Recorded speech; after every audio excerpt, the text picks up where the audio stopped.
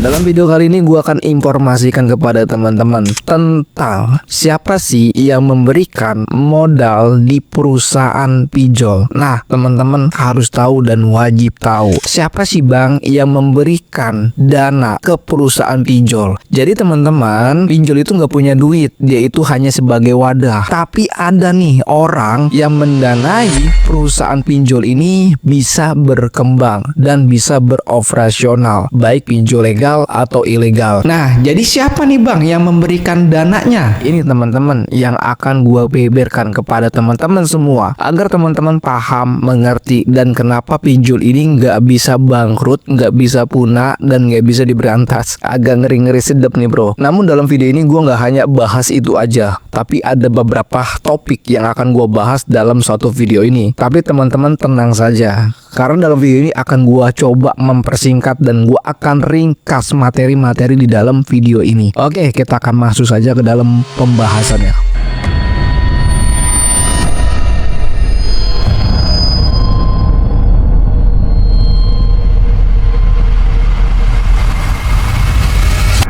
Assalamualaikum warahmatullahi wabarakatuh. Kita berjumpa kembali lagi di channel YouTube Tus Pinjol. Pada video kali ini gue akan membahas lagi nih bro, ada informasi yang sangat bagus sekali khusus teman-teman para pecinta galbay pinjol. Dalam video ini gue akan berikan 3 topik. Yang pertama topiknya adalah siapa sih yang memberikan dana di aplikasi pinjaman online. Kenapa banyak sekali nasabah-nasabah pinjol tuh galbay, tapi perusahaan pinjol tuh nggak bangkrut-bangkrut? Ya jelas sekali, karena pinjol itu disupport dan didukung oleh para miliarder di luaran sana. Siapa sih bang orangnya? Ini yang akan gue kasih tahu kepada teman-teman. Topik yang keduanya adalah peraturan terbaru tentang pay letter. Pay letternya apa aja tuh bang? Peraturannya apa saja tuh bang? Intinya dari peraturannya ini sangat menguntungkan bagi masyarakat Indonesia di luaran sana. Untungnya dari mana bang? Ini yang akan gue kasih tahu kepada teman-teman. Namun sebelum gua akan masuk ke dalam topik pembahasannya, teman-teman jangan lupa dukung terus channel ini. Bagaimana cara dukungnya bang? Klik tombol subscribe, like, share. Punya pertanyaan, ketikkan saja dalam komentar bro. Insya Allah nanti kalau gue sempet, gua akan jawab melalui video ini. Oke, kita masuk saja ke dalam materi yang pertamanya. Teman-teman perhatikan di layarnya. Kita mengambil informasi dari sumbernya langsung, yaitu dari akun resmi Instagram milik OJK. Yang pertama di sini terlihat posternya, batas maksimum manfaat ekonomi pinjaman daring. Mulai 1 Januari 2025, OJK merilis penyesuaian batasan suku bunga atau manfaat ekonomi bagi layanan pendanaan bersama berbasis teknologi informasi LPBPTI yang biasa dikenal sebagai pinjaman daring atau pinjol atau pinder. Jadi sekarang sudah ganti nama bro, bukan pinjol lagi, tapi pinder. Penyesuaian mempertimbangkan kondisi perekonomian, peningkatan akses keuangan bagi masyarakat yang tidak terlayani oleh industri non-LPBBTI,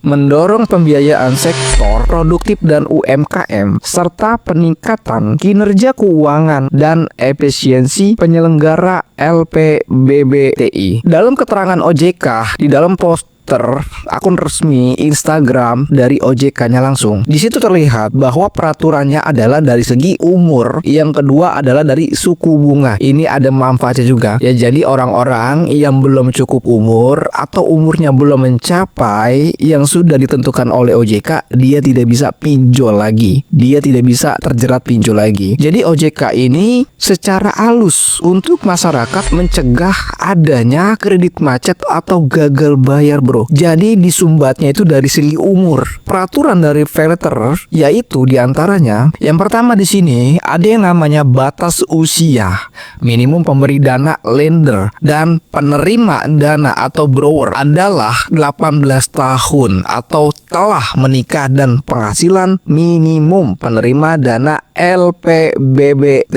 adalah 3 juta per bulan. Maksudnya adalah di sini pemberi dana atau lender. Jadi money lender ini adalah pemberi dana, yaitu pinjolnya bro. Borrower yaitu adalah nasabahnya, yaitu kalian bro. Si borrower ini atau nasabahnya ini harus sudah mencapai 18 tahun untuk umurnya, maka dia pantas untuk mendapatkan pinjaman darling. Atau juga sudah menikah dan sudah memiliki penghasilan minimum 3 juta rupiah. Jadi kalau lu sudah memiliki penghasilan nih bro, minimal 3 juta lu memiliki penghasilan, maka lu layak untuk mendapatkan pinjaman daring. Jadi yang pertama ini adalah dari segi umur. Umurnya harus mencapai 18 tahun. Yang kedua ini harus sudah memiliki penghasilan 3 juta. Minimum itu 3 juta bro. Jadi OJK ini menambahkan 2 peraturan. Yang pertama umur, yang kedua ini adalah dari penghasilan. Sebenarnya bro, kalau kita cross check dari belakangan ini, itu orang yang baru punya KTP aja bisa minjol, bisa veteran banyak. Makanya anak-anak muda itu banyak yang ngejerat. Ini agak sedikit lucu aja bro. OJK membuat peraturan kalau sudah terjadi dulu. Kalau sudah terjadi dulu baru buat aturan. Dan begitu terus menerus. Jadi kayak seperti tidak proper gitu loh. Seharusnya kalau dia sudah proper, masuklah fintech di Indonesia diizinkan. Ini belum proper tapi kok pinjol ini diizinkan beroperasional. Dari segi regulasinya juga kayak seperti tidak proper gitu loh. Jadi OJK membuat peraturan itu kalau sudah ada kejadian dulu, sudah terjadinya insiden dulu, baru tuh si OJK membuat regulasi terbarunya. Ini contohnya dari batasan umur, kedua dari minimal penghasilan. Minimal penghasilan sekarang 3 juta. Kenapa dibuat seperti itu? Karena banyak sekali Gen Z atau anak-anak muda itu dia tidak bisa ngambil KPR karena dia gagal bayar atau kredit macet di pinjol. Makanya OJK menghambatnya kredit macet, dari sana dibuatnya yaitu batasan umur. Yang kedua adalah penghasilan. Kalau umur dan penghasilan ini sudah sesuai dengan ketentuan OJK, maka orang ini berhak untuk mendapatkan pinjaman darling. Itu topik yang pertamanya tentang peraturan paylater terbaru. Agak sedikit lucu sih ini bro. Tahun 2025 pula ya, seharusnya tahun 2025 ini untuk fintech, untuk pinjol, untuk regulasinya sudah proper lah. Jadi jangan setengah-setengah, karena kasihan nanti masyarakat atau Gen Z yang masih muda ya, yang masih punya penerus, yang punya generasi, yang punya masa depan, tapi BCK-nya masalah di pinjol. Oke, topik yang keduanya adalah di sini dari pemberi dana. Siapa sih yang memberikan dana ke perusahaan pinjol? Ini bro, yang lu harus tahu. Pemberi dana akan dibedakan menjadi pemberi dana profesional dan pemberi dana non profesional. Pemberi dana profesional terdiri atas lembaga jasa keuangan. Yang kedua, perusahaan berbadan hukum, baik dia perusahaan Indonesia atau di luar negeri atau asing. Yang ketiga, orang atau perseorangan dalam negeri yang memiliki penghasilan di atas 500 juta rupiah. Itu pun per tahun bro, dengan maksimum penempatan dana sebesar 20%. Jadi 500 juta itu untuk penempatan dananya 20% dari total penghasilan yang Anda miliki dalam waktu 1 tahun. Yang keempat, orang perseorangan, baik dia dalam negeri atau luar negeri, baik dia orang Indonesia ataupun dia orang asing. Yang kelima, pemerintah pusat atau pemerintah daerah atau pemerintah asing. Jadi jelas sekali bro, itu ada 7 golongan-golongan orang yang bisa menjadi pendanaan di perusahaan pinjol. Yang pertama, orang perorangan dan dia harus sudah memiliki penghasilan 500 juta dalam waktu 1 tahun. 500 juta itu dipotong 20%. Jadi dia seperti kayak orang nanam modal. Misalkan gini bro, gue ini orangnya sudah memiliki penghasilan 500 juta dalam waktu 1 tahun. Contoh, lalu dana gue alihkan tuh bro sama perusahaan pinjol. Setelah perusahaan pinjol ini mendapatkan laba yang besar, maka di situ gue mendapatkan keuntungan juga karena gue naruh modal. Sama halnya dengan saham. Orang asing juga bisa, orang Indonesia juga bisa, dan perusahaan juga bisa menaruh dana. Jadi ada 2 kategori. non profesional dan profesional yang berhak untuk memberikan dana modal ke perusahaan pinjol itu, bro. Misalkan yang profesional, dalam kategori profesional misalkan perusahaan perbankan. Contoh kayak misalkan Bank BCA, dia naruh modal di perusahaan pinjol. Makanya bro, dari sana sudah jelas sekali pinjol ini kayaknya sulit banget untuk dibangkrutkan, sulit banget untuk dijatuhkan. Bagaimana caranya bang? Walau dia banyak link untuk mendapatkan dana modal, cara satu jalannya adalah galbay serempak. Galbay serempak adalah gunanya untuk membacklistkan data kalian di dalam slik OJK. Kalau orang sudah backlist datanya di dalam slik OJK, tentu perusahaan-perusahaan jasa keuangan itu tidak akan mendapatkan konsumen lagi. Pasti perusahaannya sepi, pasti tidak mendapatkan konsumen. Kenapa? Karena konsumennya sudah banyak yang gagal bayar atau kredit macet. Makanya nih berita sudah banyak sekali anak muda nggak ada yang mampu untuk melakukan kredit KPR.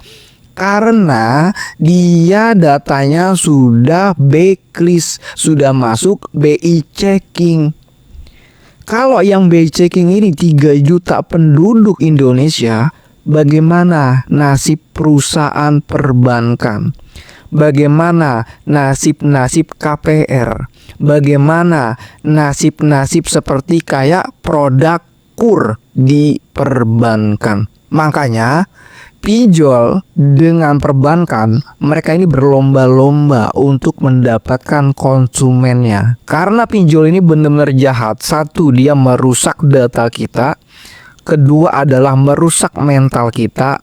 Ketiga, merusak psikis kita, merusak keluarga kita, merusak masa depan kita, merusak finansial kita. Jadi kata siapa? Pinjol itu bisa membantu ekonomi kalian. Justru kalau Anda kena pinjol, itu sama saja Anda menanam virus di dalam satu keluarga kalian. Kalau Anda sudah kena pinjol, salah satu jalannya adalah gagal bayar. Jangan dibayarkan. Apalagi sampai Anda paksakan diri untuk yang namanya bayar dengan cara mungkin gali lubang, tutup lubang. Itu bukan solusi, karena pinjol ini virus. Pinjol ini virus, kena satu, kena semua. Contoh, lu ada 5 keluarga, lu yang kena pinjol, itu satu keluarga kena semua pasti. Bagaimana caranya agar satu keluarga ini tidak kena bang? Galbaikan elunya. Lu galbaikan, jangan coba-coba gali lubang, tutup lubang. Karena resiko untuk galbay, resikonya cuma satu, yaitu BI checking. Yang kedua adalah Anda cuman dikata-katain doang. Udah gitu bro.